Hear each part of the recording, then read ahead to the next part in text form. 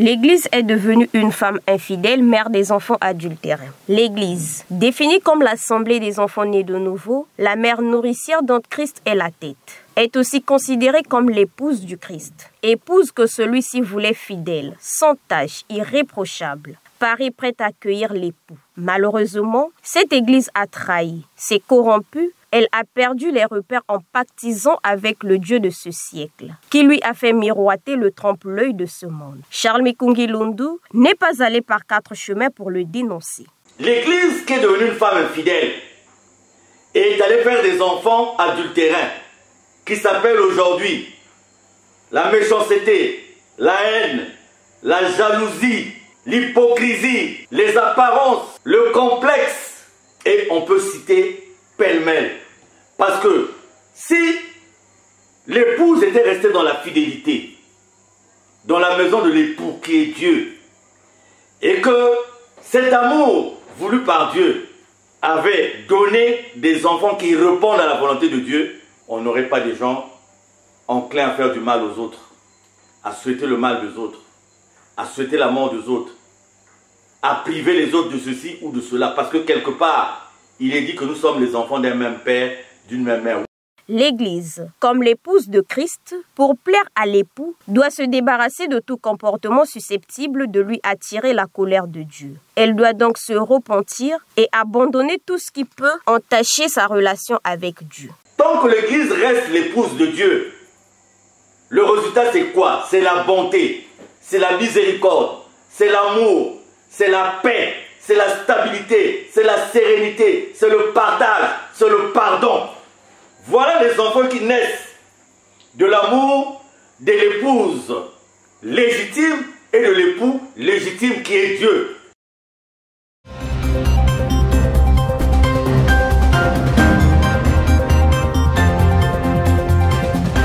Le piment favorise la perte de poids grâce à son effet coupe-faim, riche en vitamine C, B6 et K.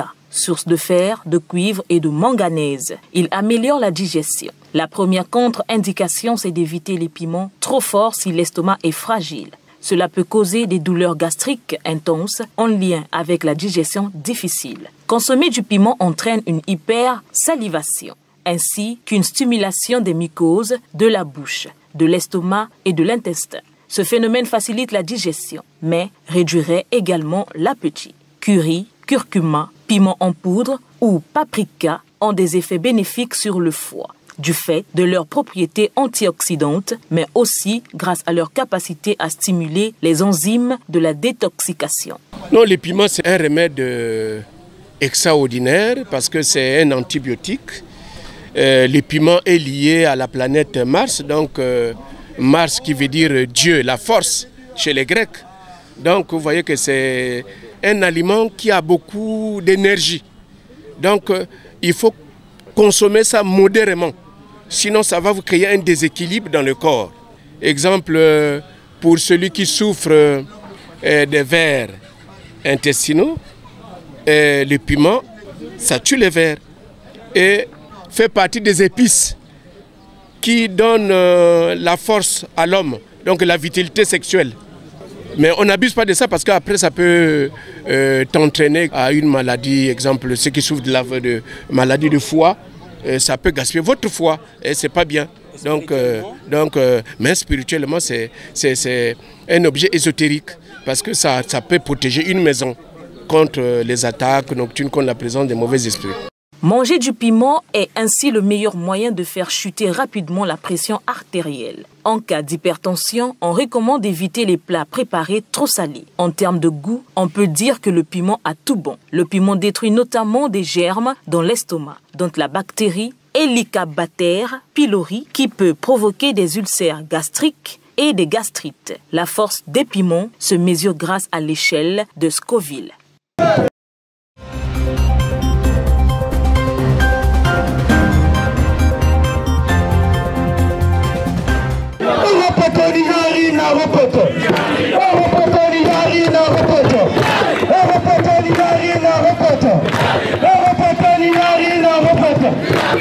Les jeux. Les chants, la danse font partie intégrante de l'éducation ou la méthode scout qui se vit aux grandes terres en race campagne. Ainsi donc, au camp, à la sortie, à toutes leurs activités, les scouts mettent au cœur de leur programme d'activités un point d'honneur au divertissement, jeux, chants et danses sous la houlette d'un animateur. Un garçon choisi parmi ses camarades pour ses qualités artistiques, un garçon capable de transmettre la joie aux autres.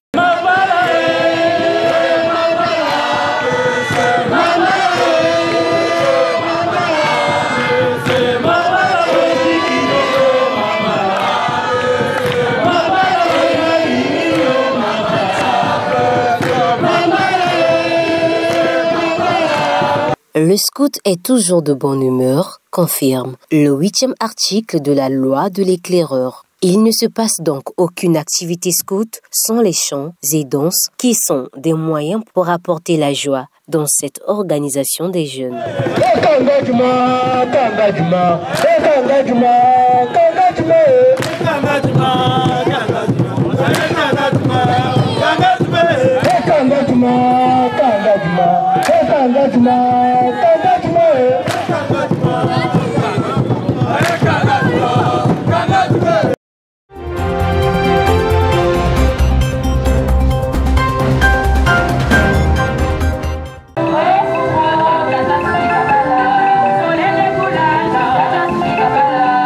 Les préparatifs de la célébration de la fête de l'enlèvement au ciel de Guy-Émile Oufouas-Sétikouabo, le 8 octobre 1978, par 3 anges de l'Éternel, à l'Audimagar, et de son retour sur terre, ont commencé ce mardi 9 septembre 2025 au Mont Ararat, siège interdépartemental de l'association Luzolo Amoro PH de Pointe-Noire et du Kouilou. Sur le terrain, nous avons tendu notre micro à Clémentine Maïetela, membre du bureau de la chorale, et à Ange Milanzambi, membre de la commission prédication. Et pourtant, nous sommes au moins 2000 choristes, il faut bien les compter, 2000 choristes. Je ne sais pas les répétitions, je ne sais pas là où on a mis maintenant les répétitions pour les fêtes. Et c'est mieux que quand il y a une fête, c'est là où que, en pleine l'autre là, fête, ou bien c'est là où vous allez voir les choristes. Pour les préparatifs et le second pouvoir. Donc là, je me pose la question. Nous sommes en train de bâtir les stratégies pour les ramener, pour que vraiment les répétitions soient comme les répétitions d'avant, quand on préparait les séances. Il y avait l'engouement, il y avait vraiment la motivation. Pour les choristes qui s'absentent, les répétitions ne sont pas répétitions pour une seule personne, mais c'est pour Clémentine, non. C'est de Papa Émile. Déjà, Papa Émile nous a dit qu'il est l'ami de la chanson.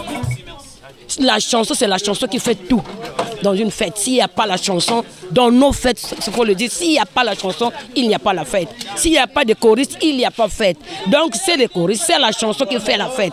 Donc je ne vois pas à quel moment qu'elles viendront faire leur répétition. Mais je lance vraiment l'appel aux choristes qui sont encore à la maison, qui attendent qu'on puisse aller les chercher. Non, il est temps. Il est temps. On a déjà commencé avec les répétitions de l'enlèvement. Il faut y être. Nous sommes dans les préparatifs de la grandiose fête de l'enlèvement de Guy-Émile Oufouas-Sétikouabo, le grand-maître de l'OPH, par les 3 anges de l'Éternel à l'Audima. Donc vous voyez, les prédicateurs, les choristes, toutes les sous-commissions sont à l'œuvre pour préparer cette grandiose fête que nous allons célébrer de la première semaine du mois d'octobre. Donc nous voulons que la fête puisse être une réussite totale. Voilà pourquoi nous nous retrouvons toutefois pour que nous puissions préparer et que le jour J nous présentions un travail très bien ficelé. L'appel est lancé aux abonnés absents. La fête approche à grands pas et chacun est attendu à sa place. Que chaque main, chaque voix, chaque présence compte pour faire de cette fête une réussite.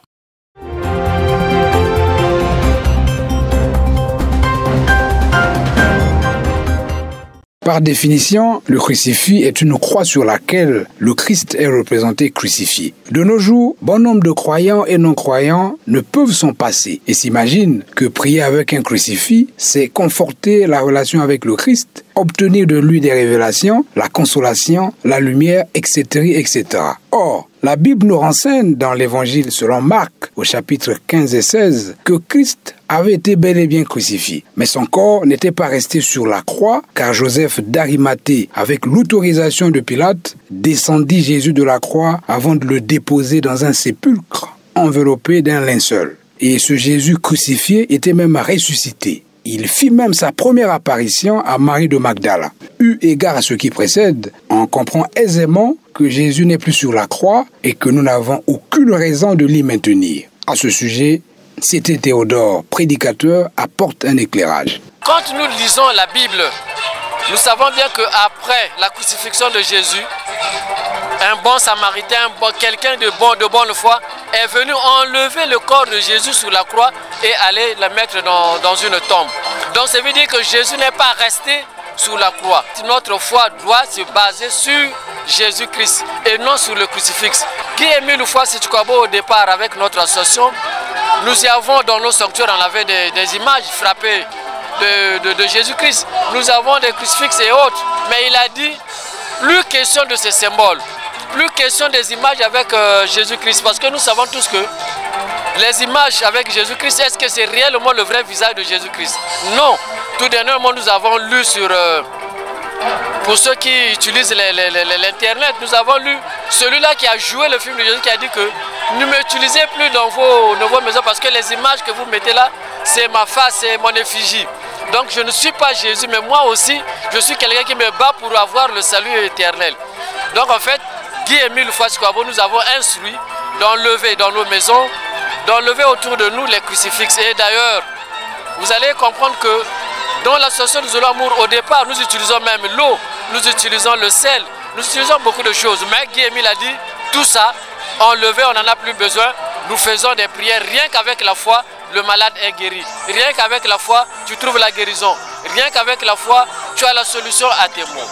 L'idée selon laquelle le crucifix aurait une influence sur notre relation avec Dieu est complètement erronée, car Christ ressuscité est assis à la droite du Père et intercède pour nous.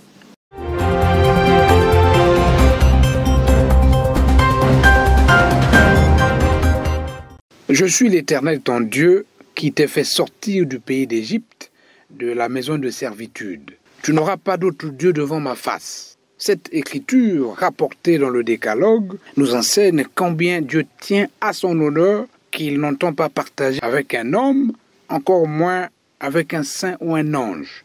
Jésus-Christ a lui aussi martelé sur l'adoration due à Dieu seul lors de sa tentation dans le désert, confère Luc 4, verset 8. Ces écrits bibliques mettent en relief la jalousie du Créateur, l'être suprême. Cela étant, l'homme n'a pas à faire recours aux saints et aux anges pour s'adresser à lui, et que ces derniers ne peuvent donc être adorés comme le déclare l'écriture d'Apocalypse 22, versets 8 à 9. Le frère C.T. Théodore, prédicateur de l'association Luzolo Amour au PH, en parle avec force détail. Quand nous lisons les 10 commandements, il y a un commandement qui dit « Tu n'auras pas d'autre Dieu devant ma face et tu ne te prosterneras pas devant ces dieux-là ». Donc ça veut dire que si je prie un saint, si je prie un ange, c'est comme si je suis en train de prier un autre Dieu. D'ailleurs, qui est un ange? Qui est saint? Le saint, c'est celui-là qui a eu une vie terrestre conforme. Et à la fin, on l'a mis saint. Mais par contre, un ange, c'est une créature de Dieu qui est au service de Dieu, mais qui n'a pas connu de vie terrestre. Voilà la différence. Mais l'ange et le saint sont des serviteurs de Dieu. Nous aussi, nous sommes aussi, nous les hommes que Dieu a créés, nous sommes aussi des serviteurs de Dieu. Donc nous tous, nous avons un seul patron et je ne vois pas comment est-ce que moi je peux aller prier encore un saint ou un ange. Je vais vous prendre un exemple qui est dans la Bible. Si vous voyez dans le livre d'Apocalypse, au chapitre 22, il y a un ange qui est venu faire voir les choses à Jean qui était en séjour dans l'île de Patmos. Mais à la fin, Jean fait quoi? Il a voulu se prosterner, il a voulu adorer l'ange. Mais l'ange lui a dit quoi? Hey, garde-toi de le faire parce que moi aussi, je suis un compagnon de service comme toi. Donc garde-toi de le faire. Prie Dieu. Nous, à Luzolo, nous ne prions pas de saints parce que les saints, les anges sont aussi des serviteurs comme nous et nous obéissons à cette loi qui dit « Tu n'auras pas d'autre Dieu devant ma face ». Le seul Dieu que nous devons adorer, que nous devons vénérer, c'est le Dieu qui nous a créés et non les saints et non les anges. La position et le rôle dévolu aux saints et aux anges ne doivent en aucune manière nous entraîner à leur rendre un culte. Cela d'autant plus qu'un jour, associés à Christ dans son jugement et son règne, nous jugerons les anges. 1 Corinthiens 6, verset 3.